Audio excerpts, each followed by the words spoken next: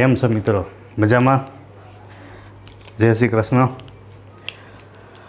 આપણે વર્તુળ ચેપ્ટરમાં અમુક કંઈક થોડાક બદલેલા દાખલાઓ ગણતા જઈએ છીએ, જેથી આપણને બરાબર એનો ઉપયોગ કરતા આવડી જાય. જો બે સમકેન્દ્રી વર્તુળો, સમકેન્દ્રી કે જેના કેન્દ્ર સરખા છે, હવે એવા વર્તુળો છે કે જેની ત્રિજ્યા 13 અને 8 છે. બરાબર. આ કેન્દ્ર રેખાખંડ AB એ મોટી ત્રિજ્યાવાળા વર્તુળનો વ્યાસ છે. બરાબર. મોટી ત્રિજ્યાવાળું વર્તુળ એનો વ્યાસ છે. કયો? તો કે AB. અને BD છે એ નાની ત્રિજ્યાવાળા વર્તુળને D આગળ સ્પર્શે છે. આ BD નાની ત્રિજ્યાવાળું વર્તુળ છે એને D આગળ સ્પર્શે છે. પછી આપણને એવું કીધું છે કે AD મેળવો, AD આપણે મેળવવાનું છે. AD જો આ A થી Dનું અંતર. બરાબર. તો આપણી પાસે રીત એક જ છે, કાટકોણ ત્રિકોણ, પણ ઉપયોગ કઈ રીતે કરવો એ શીખવાનું છે. જો આનું આપણે કેન્દ્ર છે, ધારો કે કેન્દ્રને કહી દઉં O. મોટા વર્તુળની ત્રિજ્યા 13 છે, એટલે આ મોટું વર્તુળ છે એની ત્રિજ્યા 13. આ મોટા વર્તુળની ત્રિજ્યા એ કેટલી થશે? 13. OD છે એ નાના વર્તુળની ત્રિજ્યા થશે. નાના વર્તુળની ત્રિજ્યા આપણી પાસે છે 8. બરાબર. હવે આપણે જાણીએ છીએ પહેલો પ્રમેય કે વર્તુળનો સ્પર્શક એ સ્પર્શ બિંદુમાંથી દોરેલી જે ત્રિજ્યા છે એ ત્રિજ્યાને લંબ હોય છે. બરાબર. એટલે અહીંયા કાટખૂણો બનશે. એટલે પહેલાં વહેલું આપણે લખશું OA બરાબર OB એના બરાબર 13 તથા OD લંબ ધારો કે અહીં નામ આપી દઉં C. બરાબર. BD એ નાની ત્રિજ્યાવાળા વર્તુળને D આગળ સ્પર્શે છે, અહીં નામ આપણે આપી દઈએ C. OD લંબ BC. બરાબર. OD છે BC ને લંબ થશે. શું કામે? કારણ કે સ્પર્શક એ કેન્દ્રમાંથી જે ત્રિજ્યા દોરીએ છીએ એને લંબ હોય, પહેલો પ્રમેય પ્રમાણે. હવે તો કે આપણે મેળવવાનું છે A થી D સુધીનું માપ. બરાબર. તો સૌથી પહેલાં એક આ ત્રિકોણ આપણે કાટકોણ ત્રિકોણ લઈએ, O D અને B. આ કાટકોણ ત્રિકોણ. બરાબર. ત્રિકોણ ODBમાં પાયથાગોરસ મુજબ, પાયથાગોરસ પ્રમેય પ્રમાણે જાય તો આ કાટખૂણો એટલે આ કર્ણો. તો OB² બરાબર OD² પ્લસ BD². બરાબર. તો OB છે આપણી પાસે 13. 13નો વર્ગ એટલે 169. OD એટલે 8 એનું માપ આપેલું છે, 8નો વર્ગ 64 પ્લસ BD². તો BD² બરાબર 169 માઇનસ 64. બરાબર. એટલે એ થશે 105. બરાબર. તો BD બરાબર વર્ગ કાઢી નાખીએ એટલે વર્ગમૂળ, તો વર્ગમૂળમાં થશે 105. ચાલો આપણને BDનું માપ મળી ગયું. BD કેટલું મળ્યું? તો કે વર્ગમૂળમાં 105. હવે જો BDનું માપ વર્ગમૂળમાં 105 હોય તો CDનું માપ પણ કેટલું થાય? વર્ગમૂળમાં 105. શું કામે? કારણ આ જે BC છે, BC બરાબર, એ તો મોટા વર્તુળ છે, મોટા વર્તુળ એના માટે જીવા થાય, અને કેન્દ્રમાંથી જીવા ઉપર લંબ દોરો તો જીવાને દુભાગે. બરાબર. એટલે કે BD આનું આપણે બમણું કરી નાખીએ એટલે આપણને મળશે આખું BC. તો BC બરાબર 2 ગુણાકારમાં BD. BDની કિંમત હતી વર્ગમૂળમાં 105. બરાબર. હા, આ BDની વાત છે. બરાબર. આ કોઈ સ્વર્ગની સીડીની વાત નથી. તો BC બરાબર 2 વર્ગમૂળમાં 105. હાલો, આ BC મળી ગયું. હવે તો કે આ AB છે વ્યાસ છે. હવે AB વ્યાસ છે. જો AB વ્યાસ હોય તો હું AC ને જોડું. બરાબર. તો આગલા લેક્ચરમાં જ આપણે પેલો જ ટૂંકો પ્રશ્ન ભણ્યા હતા કે અર્ધવર્તુળમાં અંતર્ગત ખૂણો કેવો હોય તો કે કાટખૂણો. તો આ AB છે વ્યાસ છે એટલે બે અર્ધવર્તુળ બન્યા. તો અર્ધવર્તુળ ઉપર આપણે કોઈ પણ ખૂણો દોરીએ તો હંમેશા કેવો હોય કાટખૂણો. માટે ખૂણો ACB બરાબર કેટલા થશે 90. કૌંસમાં કારણ લખી રખાય કે અર્ધવર્તુળનો અંતર્ગત ખૂણો. બરાબર. હવે તો ફરી પાછો આ કાટકોણ ત્રિકોણ બની ગયો. તો કાટકોણ ત્રિકોણ પ્રમાણે જોવા જઈએ તો આ કાટખૂણો એટલે કર્ણ થશે. AD એ કર્ણ થાય. કાટખૂણાની સામેની બાજુ જો AC અને D ત્રિકોણ લઈએ તો આપણે ACB ત્રિકોણ લઈએ છીએ. ત્રિકોણ ACBમાં મોટો ત્રિકોણ એટલે કર્ણ AB સ્ક્વેર બરાબર AC સ્ક્વેર પ્લસ થશે BC સ્ક્વેર. બરાબર. તો હવે AB છે AB એ આખું આપણી પાસે છે 13 + 13 એટલે એ થઈ ગયું 26 એનો વર્ગ. એના બરાબર AC સ્ક્વેર તો કે એ આપણી પાસે નથી પ્લસ BC સ્ક્વેર BC.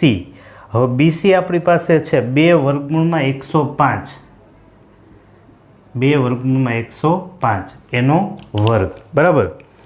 તો 26નો વર્ગ એટલે 676 એના બરાબર AC સ્ક્વેર પ્લસ 2નો વર્ગ કરશો એટલે 4. અહીંયા વર્ગ અને વર્ગમૂળ ગયા એટલે 105. તો 676 બરાબર AC સ્ક્વેર પ્લસ 105 એના ગુણાકારમાં 2 બરાબર એટલે 100 ગુણાકારમાં 4 એટલે 400 4 5 20 એ થશે 420. માટે આગળ આપણે બધે માટેની નિશાની કરતા જશું. તો આને આ સાઈડ લેશું 420 ને તો AC સ્ક્વેર બરાબર 676 માઇનસ 420 એટલે કે AC સ્ક્વેર બરાબર 6માંથી 0 ગયા એટલે 6 7માંથી 2 ગયા એટલે 5 6માંથી 4 ગયા એટલે 256. બરાબર. માટે AC બરાબર 256નું વર્ગમૂળ કાઢીએ તો આપણને કેટલું મળશે 16. બરાબર. જો ના ખબર હોય તો 256ના ભાગ પાડી લેવાય. 256 છે ને એના ભાગ પાડી લેવાય. બરાબર. એવું ન વિચારે કે કેમ થશે. તો વર્ગ કાઢવો છે એટલે વર્ગમૂળ 256નું વર્ગમૂળ કાઢવા પહેલાં એના ભાગ પાડી લેવાય. આ રીતે જોજો. 2થી ભાગ પાડો એટલે 2 × 2 28 2 56. પાછા 2થી ભાગ પાડો એટલે 6 4. 2થી ભાગ પાડો એટલે 3 2. પાછા 2થી ભાગ પાડો 16. પાછા 2થી ભાગ પાડો 8. 2થી ભાગ પાડો 4 2 2 2 1 થઈ ગયું. તો જે સંખ્યા 2 2 વખત આવે એકવાર લેતા જાઓ 2. આનું વર્ગમૂળ 2 આનું વર્ગમૂળ 2 આનું વર્ગમૂળ 2 આનું એટલે 2 2 4 4નું વર્ગમૂળ 2. તો તમે જો 2 2 4 4 2 8 8 2 16. તો AC બરાબર આપણને કેટલા મળશે 16. ચાલો હજી આપણને AC મળ્યું છે. મતલબ કે આપણે પેલો કાટકોણ ત્રિકોણ લીધો, આ નાનો ત્રિકોણ લીધો, ત્યારે આપણે BD મળ્યું. બરાબર. BDનું ડબલ કરો એટલે BC થયું. હવે AC નહોતું એ મળી ગયું. હવે ત્રીજો કાટકોણ ત્રિકોણ ACD. બરાબર. ત્રિકોણ ACDમાં પાયથાગોરસ મુજબ તો પાયથાગોરસ મુજબ આ કાટખૂણો C એટલે કર્ણ થશે AD સ્ક્વેર બરાબર AC square plus CD square. તો AC બરાબર છે 16 16નો વર્ગ. CD બરાબર છે √105 એનો વર્ગ. તો 16નો વર્ગ એટલે 256. આ થશે 105. બરાબર. તો એડી સ્ક્વેર બરાબર 6 ને 5 11, 6 અને 2 ને 1 3.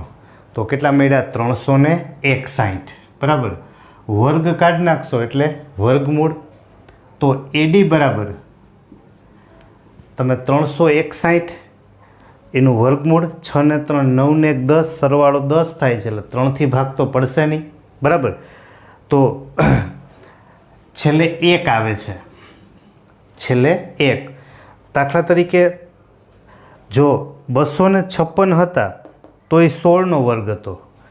આ એના કરતાં વધારે છે. તમે 17થી શરૂ કરો, 17 ગુણ્યા 17 એટલે 17નો વર્ગ તો 289.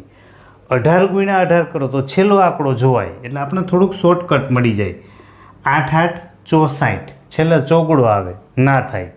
19 9 9 81. તો કે હા એવું થઈ શકે. બરાબર. તો આનો તમે ગુણાકાર કરી જુઓ એટલે તમને ખબર પડી જાય. અને હંમેશા મેં તમને પહેલા લેક્ચરથી કીધું છે 1 થી 25ના વર્ગ ફરજિયાત આવડતા હોવા જોઈએ. તો આ ગુણાકાર કરવો ના પડે. બરાબર. આ તો તમને ખબર પડે કે કઈ રીતે મેળવીએ છીએ. 9 9 81, 9 1 9 ને 8 17. બરાબર. તો એડી બરાબર આપણને કેટલા મળશે? 19. તો એડીનું માપ આપણે જોતું હતું તો આનું માપ કેટલું મળશે આપણને? 19. પણ આપણે વાત એ શીખતા હતા કે 3 કાટકોણ ત્રિકોણનો દાખલો ગણ્યો. પહેલાં એક આ ત્રિકોણ લીધો નાનો, પછી બીજો ત્રિકોણ ACB લીધો અને ત્રીજો ACD લીધો. બરાબર. આ 3 કાટકોણ ત્રિકોણવાળો દાખલો. રેડી? ચાલો એની આગળ બીજો જોઈએ. એની આગળ આપણે એક રાઇડર સાબિત કરીએ છીએ. આમ તો સાબિતીનો દાખલો જ છે જેને આપણે રાઇડર કહીએ છીએ. આ દાખલો એવો છે કે જે પરીક્ષામાં વારંવાર પૂછાતો આવ્યો છે. બરાબર. અને આનામાંથી ટૂંકા પ્રશ્ન પણ આપણે શીખ્યા છીએ. બરાબર. તો આને આપણે સાબિત કરીએ. જો સાબિત કરો કે વર્તુળના વ્યાસના અંત્યબિંદુ એટલે છેડા, અંત્યબિંદુએ દોરેલા સ્પર્શકો સમાંતર હોય છે. તો આપણી પાસે આ વર્તુળ છે, આ વ્યાસ લીધો છે આપણે AB વ્યાસ છે, એના અંત્યબિંદુ છે A અને B. આ બે અંત્યબિંદુએ દોરેલા આપણે સ્પર્શક દોર્યા છે A અને B બિંદુએ. આપણે સાબિત કરવું છે કે એ જે સ્પર્શકો છે એ સમાંતર હોય છે. સમાંતર મતલબ એકબીજાને છેદે નહીં. બરાબર. તો પેલા પક્ષ AB એ O કેન્દ્રવાળા વર્તુળનો વ્યાસ છે. જો આ AB છે એ O કેન્દ્રવાળા વર્તુળનો વ્યાસ છે. એવું આપણે રકમ આપેલું છે વર્તુળનો વ્યાસ, એને આપણે નામ આપ્યું AB. પછી PQ અને RS એ વ્યાસના અંત્યબિંદુએ દોરેલ સ્પર્શકો છે.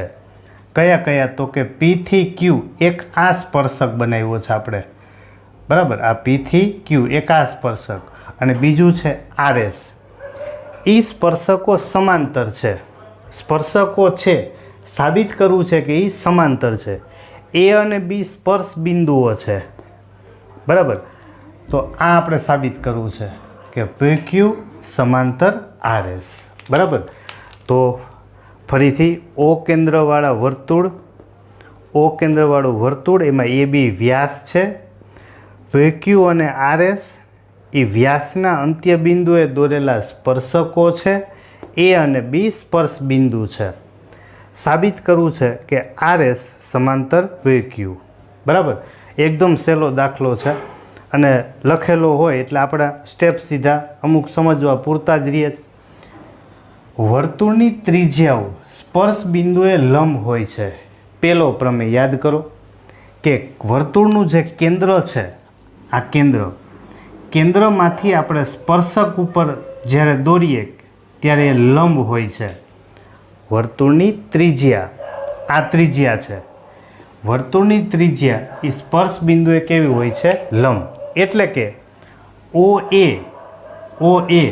એ RSને લંબ થાય, OB એ PQને લંબ થાય. બરાબર. એટલે કે OA છે એ આરએસને લંબ છે અને OB છે એ PQ ને લંબ છે. ત્રિજ્યા એ સ્પર્શકને લંબ હોય છે, પહેલો પ્રમેય. બરાબર. માટે ખૂણો OAR, OA અને R આ ખૂણો, OAS આ ખૂણો, આ બંનેનું માપ કેટલું થાય તો કે 90. સેમ એ જ રીતે અહીંયા OBP અને OBQ એ બંનેનું માપ પણ કેટલું થશે 90. બરાબર. એક જ વાક્ય, એમાંથી 3 સ્ટેપ લખી લીધા. મેઇન એક જ વાક્ય છે કે કેન્દ્રમાંથી તમે સ્પર્શક ઉપર જે ત્રિજ્યા દોરો છો તો એ હંમેશા લંબ હોય. માટે જોજો, આ બે 90 મતલબ બેની જમણી બાજુ સરખી, જમણી બાજુ સરખી હોય તો ડાબી બાજુ પણ કેવી થાય? સરખી. માટે OAR બરાબર OBQ, OAS બરાબર OBP. એટલે આપણે એવી રીતે લખેલા હોય કે જેથી સામસામેના ખૂણા બની શકે. જો OAR અને OBQ તો તમે જોશો ને તો જો આ Z આકાર આપણે બનાવ્યો, OAR અને OBQ આ Z આકાર બનાવ્યો એટલે આપણે આ લખ્યા છે, આ બે અને આ બે. તો OAS અને OBP બરાબર. તો આ કેવો આકાર બની ગયો તો કે Z આકાર. Z આકાર જેને આપણે યુગ્મકોણ કહીએ છીએ. માટે પરંતુ આ બે ખૂણા OAR OBQ, OAS અને OBP એ સમાંતર રેખાઓ PQ અને RS ની છેદિકા AB થી બનતા યુગ્મકોણની જોડ છે. યુગ્મકોણ એટલે Z આકાર બની ગયું. માટે આ PQ છે એ RS ને શું થાય તો કે સમાંતર. બરાબર. જો સમાંતર હોય તો જ યુગ્મકોણ બની શકે. એને જ વાક્યને આપણે એમ બોલીએ કે યુગ્મકોણ તો જ બન્યા હોય કે આપેલી રેખા કેવી હોય? સમાંતર. માટે PQ છે એ RS ને સમાંતર થાય. બે સ્પર્શકો છે એ શું બની જશે? સમાંતર. બરાબર. બસ આમાં આટલું જ છે. માત્ર ને માત્ર OA RS ને લંબ, OB PQ ને લંબ. માટે આ Z આકાર બનાવો બે બાજુ. બે Z આકાર થઈ ગયા, યુગ્મકોણની જોડ થઈ ગઈ. રેડી? એની આગળ આપણે જોઈએ એમાં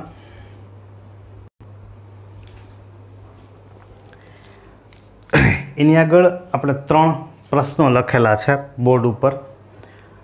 ગણતા પહેલાં એક વાત કહી દઉં કે આ 3 પ્રશ્નો છે આમ ખાલી જગ્યા ટાઈપના છે, પણ એ 3 પ્રશ્નો કંઈક નવીન છે.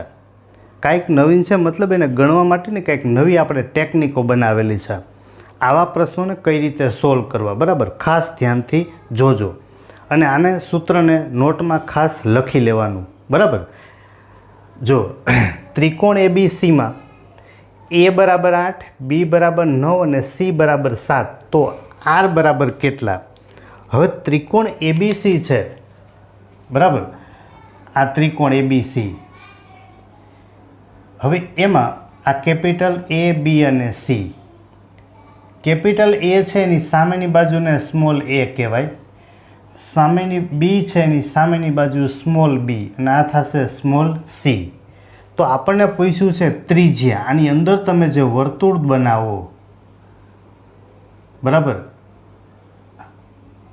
આ વર્તુળની આપણે ત્રિજ્યા જોઈએ છે કેટલી મળે. તો આપણે આગળ આ દાખલો શીખ્યા છીએ કે ત્રિકોણની અંદર વર્તુળ હોય પણ ત્યારે એ વર્તુળ છે એ જે ત્રિકોણની અંદર આવતો હતો એ ત્રિકોણ એ કાટકોણ ત્રિકોણ હતો. અહીંયા આપણી પાસે કાટકોણ ત્રિકોણ નથી. આપને એમ થાય કે તમને કેમ ખબર એ કાટકોણ ત્રિકોણ નથી? બરાબર. તો એના માટે મેં તમને એક રીત કીધી હતી, યાદ કરો કે કાટકોણ ત્રિકોણ હોય તો સૌથી મોટી બાજુ છે, સૌથી મોટી બાજુ એનો વર્ગ 9નો વર્ગ કરો એટલે 81 અને બાકીની બે બાજુના વર્ગોનો સરવાળો 8નો વર્ગ પ્લસ 7નો વર્ગ. તો 8નો વર્ગ એટલે 64, 7નો વર્ગ કરો એટલે 49. તો 9 ને 4 13, 5 7 ને 4 11. તો એ કેટલા મળ્યા? 113. એનો મતલબ એવો થયો કે સૌથી મોટી બાજુનો વર્ગ બાકીની બે બાજુના વર્ગોના સરવાળા જેટલો નથી, એટલે આ ત્રિકોણ કાટકોણ ત્રિકોણ નથી. હવે વાત અહીંયા આવી કે કાટકોણ ત્રિકોણ નથી અને આપણે એની ત્રિજ્યા જોઈ છે. જો અહીંથી બાજુના માપ કટકા કરેલા હોત તો આપણે એમ લેત કે બહારના બિંદુમાંથી દોરેલા સ્પર્શકની લંબાઈ સમાન છે. આગળના વિડીયોમાં જોજો, આપણે x plus y plus z વાળો દાખલો ગણેલો છે. બરાબર. હવે આમાં એવું નથી. તો હવે પ્રશ્ન એ છે કે તો આને ગણવો કેમ? બરાબર. તો આ દાખલાને આપણે ગણવા માટે ધ્યાન રાખજો બરાબર કે ત્રિજ્યા છે મેળવવી હોય, કાટકોણ ત્રિકોણ ના હોય ત્યારે r બરાબર ડેલ્ટાના છેદમાં s આવા સૂત્રનો ઉપયોગ કરશું. આપણને એમ થાય કે આખા ચેપ્ટરમાં આવું સૂત્ર નથી, પણ હા આપણે સૂત્રને ટૂંકમાં બનાવેલું છે કે ડેલ્ટા એટલે ત્રિકોણનું ક્ષેત્રફળ. ડેલ્ટા એટલે તો કે ત્રિકોણ ABC છે, ત્રિકોણ ABCનું ક્ષેત્રફળ. એ મેળવવા માટે તમે 9મા ધોરણમાં જે શીખા છો હેરોનનું સૂત્ર S minus A, S minus B અને S માઇનસ C, આ સૂત્રનો આપણે ઉપયોગ કરશું. બરાબર. તો S બરાબર ત્રણેય બાજુનો સરવાળો 7 + 8 + 9 એના છેદમાં 2. તો 7 ને 8 15, 15 ને 9 એટલે 24, 24ના છેદમાં 2 એટલે આપણને કેટલા મળશે? 12. બરાબર. તો એસની કિંમત મળી ગઈ કે 12. હવે એની આપણે કિંમત મૂકશું તો એસ બરાબર છે 12. 12 માઇનસ A, 12 માઇનસ B એટલે 12 માઇનસ C. ABCની કિંમત મૂકી દઈએ તો વર્ગમૂળમાં આ 12, 12માંથી 8 ગયા એટલે 4, આ 3 અને આ 5. બરાબર. તો અહીંયા આપણે જો વર્ગમૂળ કાઢવાનું છે તો 12ના ભાગ પાડી નાખીએ. 4 3 12 એને ગુણ્યા 4 3 ગુણાકારમાં 5. તો ત્રિકોણનું જે ક્ષેત્રફળ છે આ 4 ગુણાકારમાં 4 એટલે 16, 16નું વર્ગમૂળ 4. 3 3 બે વખત આવ્યા, એનું વર્ગમૂળ 3, આ એક જ વખત છે એટલે વર્ગમૂળમાં 5. તો આ થશે 4 3 12 વર્ગમૂળમાં 5. બરાબર. આ આપણને મળી ગયું ડેલ્ટા. એસ આપણી પાસે હતું જ. બરાબર. તો સૂત્ર પ્રમાણે અને આપણે નંબર 1 કહીએ તો r બરાબર ડેલ્ટાના છેદમાં s. ડેલ્ટા બરાબર આપણને મળ્યા 12 વર્ગમૂળ 5, એના છેદમાં s બરાબર 12. 12 ગયા તો ત્રિજ્યા આપણને કેટલી મળશે? વર્ગમૂળમાં 5. બરાબર. આ બધા તમને ઘણી બધી આગળની પરીક્ષાઓમાં આવા સૂત્ર કામ લાગશે કે જ્યારે કાટકોણ ત્રિકોણ નથી અને આપણે એની ત્રિજ્યા મેળવવી હતી. બરાબર. એના પછી બીજો દાખલો. બીજા દાખલામાં આપણને એવું આપેલું છે કે AB છે એ વ્યાસ છે અને APB છે એ અંતર્ગત એક ખૂણો આપેલો છે. આ AB છે એ વ્યાસ છે અને ખૂણો APB આ અંતર્ગત છે. એટલે અહીંયાથી જ આપણે ખબર પડી કે AP વ્યાસ હોય તો બે અર્ધવર્તુળ થયા અને અર્ધવર્તુળનો અંતર્ગત ખૂણો હંમેશા કેવો હોય? કાટખૂણો. હવે એમ કીધું છે કે P માંથી આ AB ઉપર એનો લંબપાદ M બિંદુ છે, લંબ અંતરે દોરેલું. AP બરાબર આપણને કીધું છે 6 છે. AP બરાબર 6. પછી PB બરાબર 8. તો આપણને એમ કીધું છે કે PMનું માપ છે એ કેટલું થાય? બરાબર. તો બે રીતે મળે. એક આપણે વેધના ગુણોત્તર ઉપરથી AP² છે, PB² છે, આ કાટકોણ ત્રિકોણ છે એટલે પહેલાં તમે AB મેળવી લ્યો કર્ણ, આ કાટખૂણો એટલે આ કર્ણ થશે. પછી તો કે PB² બરાબર આ વેધનો વર્ગ એના ઉપરથી મળી શકે. અને જો એમ ના કરવું હોય બરાબર તો સૌથી શોર્ટકટ રસ્તો એવો છે કે જે બિંદુમાંથી આપણે આ લંબ દોરેલો છે, આ લંબ બરાબર. એની બે બાજુ એક એપી છે ને બીજું પીબી છે, બરાબર.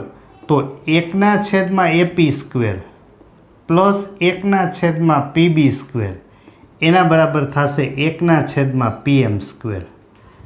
બરાબર. આ એનો સૌથી ડાયરેક્ટ શોર્ટકટ રસ્તો છે. ટૂંકા પ્રશ્ન માટે આ શોર્ટકટ રસ્તા જ કામ લાગશે. તો 1/AP² એટલે એ થશે 36, PB² એટલે 64. તો આપણે આનો લસા લઈએ. લસા લઈએ એટલે છેદનો ગુણાકાર, ચોકડી ગુણાકાર, 64 × 64 પ્લસ 36 × 36, 1/PM². તો 1/PM² બરાબર 64 + 36 એટલે 100, એના છેદમાં 36 × 64. બરાબર. હવે આપણે PM² છે, બરાબર, પહેલાં બે બાજુ વ્યસ્ત કરી નાખીએ અથવા તો વર્ગ કાઢો એટલે સામે વર્ગમૂળ, એકનું વર્ગમૂળ તો એક જ, એના છેદમાં PM બરાબર 100નું વર્ગમૂળ કાઢશો એટલે 10, 36નું વર્ગમૂળ 6, 64નું વર્ગમૂળ 8. બરાબર. હવે વ્યસ્ત કરી નાખીએ તો PM બરાબર 8 × 6 = 48/10 એટલે કે PM બરાબર કેટલા મળશે? 4.8. તો આ PM છે, PM એનું મૂલ્ય કેટલું મળે? 4.8. બરાબર. આ મેં તમને શોર્ટકટ રસ્તા કીધા છે, એ બધી ટ્રીક છે, બરાબર. તો ખરેખર આ જોરદાર ટ્રીક છે કે બીજી કેટલી બધી ભેજામારી કરવાની જરૂર નથી. ખાલી 1/AP² પ્લસ 1/PB² બરાબર થશે 1/PM². તો આ યાદ રાખવાનું, અર્ધવર્તુળમાં હોય અને કાટખૂણો હોય, બરાબર. ચાલો એનાથી આગળ એક નવી ટ્રીક શીખીએ. તો એનાથી આગળ વર્તુળ O કેન્દ્ર અને 5 ત્રિજ્યા.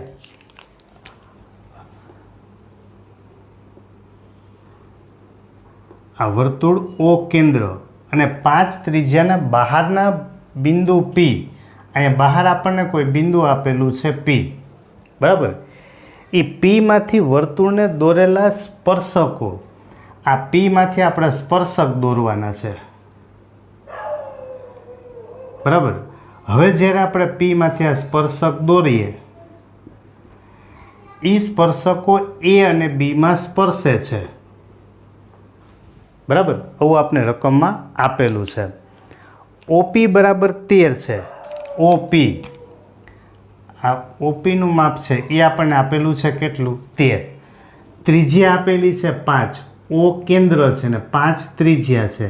આ OA એ 5 છે. આ OB છે એ પણ ત્રિજ્યા જ થાય, એ કેટલું આપેલું છે? 5. બરાબર. તો આપણને એવું કીધું છે કે આ ABનું માપ કેટલું? AB જ્યાં વર્તુળનો વ્યાસ થાય આનું માપ કેટલું? જો મિત્રો આ તમને 3 માર્કમાં દાખલો પૂછાય તો મોટો જ દાખલો થાય. 3 કાટકોણ ત્રિકોણ લેવા પડે, બરાબર. કયા કયા 3 કાટકોણ ત્રિકોણ?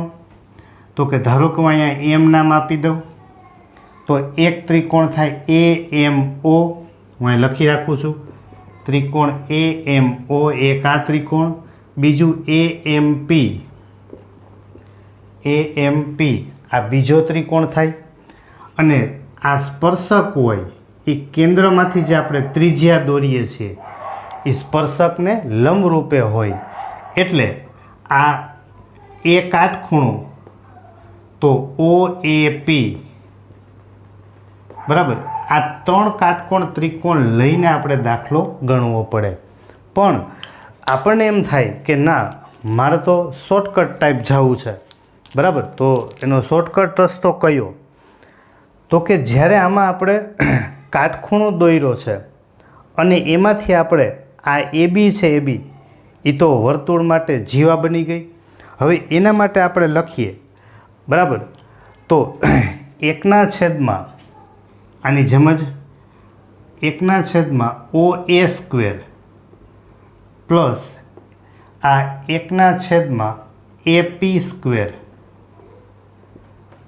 એના બરાબર 1/AM², બરાબર. આવું આપણે ગુણોત્તરમાં લેતા જઈશું, બરાબર.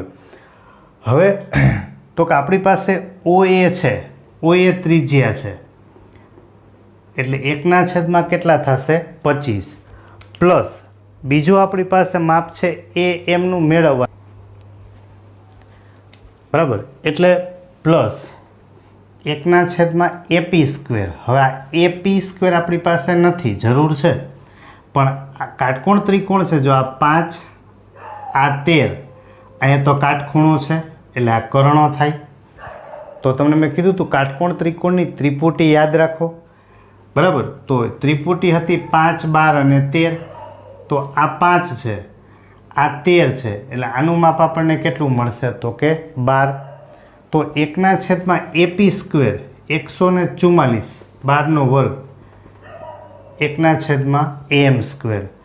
તો 1/, AM² બરાબર, અહીંયા આપણે લસા લઈએ, છેદનો ગુણાકાર 25 × 144, ચોકડી ગુણાકાર 144 + 25, બરાબર, છેદનો ગુણાકાર કર્યો, ચોકડી ગુણાકાર. તો 1/, AM² બરાબર 144 + 25, 169/, 25 × 144, બરાબર. હવે વર્ગ કાઢી નાખીએ એટલે વર્ગમૂળ. તો 1/, AM બરાબર આ થશે 13, 5 ગુણાકારમાં કેટલા 12, બરાબર. 25નું વર્ગમૂળ 5, 144નું વર્ગમૂળ 12, એટલે 13/, થશે 60. 1/, AM મળ્યું, બરાબર. જો આપણે એનું વ્યસ્ત કરી નાખીએ તો AM બરાબર 60/13, AM મળી ગયું. હવે એનું ડબલ કરી નાખો, AB બરાબર 2 ગુણાકારમાં AM, તો 2 ગુણાકારમાં 60/13, એટલે AB બરાબર થશે 60 × 2 120/13, બરાબર. આ તો આપણે ગણતરી માટે બધા સ્ટેપ શીખીએ છીએ, એટલે આપણે 4-5 સ્ટેપ લખવા પડે. નહીં તો તમને શોર્ટકટ આવડતી હોય ગણતરીમાં તો તમે અહીંથી સીધું જ 144 × 144, 25 × 25, 144 + 25, 169, 169નું વર્ગમૂળ 13, છેદમાં 5 ગુણાકારમાં આનું વર્ગમૂળ 12, તો 12 × 5 = 60. તો સીધું જ તમને મળી જાય 13/60. અહીંથી જ પરીક્ષામાં તો એ જ રીતે જવાનું છે, પણ આપણે પહેલાં ગણતરી કરતાં આખી શીખવાનું. અહીંયા આ કાટખૂણો છે, બરાબર. તો 5, 12, 13ની ત્રિપુટીથી જવાનું, બરાબર. અહીંયા તમારે પાયથાગોરસ લગાડવાની જરૂર નથી, કારણ કે આ 13 છે, તો આ તો મોટી બાજુ થાય. 5, 13, આ કેટલી લઈ લીધી આપણે 12. ઓકે, ચાલો. તો આપણે ત્રીજો પ્રશ્ન સોલ્વ કર્યો. એમાં જોઈએ